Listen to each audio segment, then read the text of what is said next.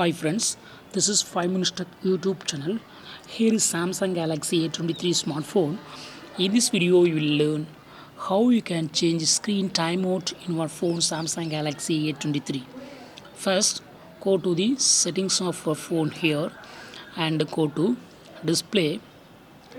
Then go to screen timeout, and here you can select from the available options.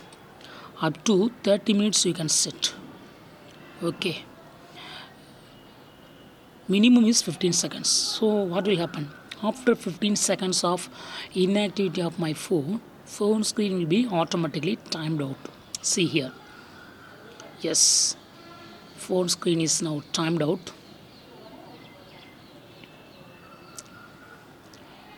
So in this way you can easily set a desired screen timeout for your phone.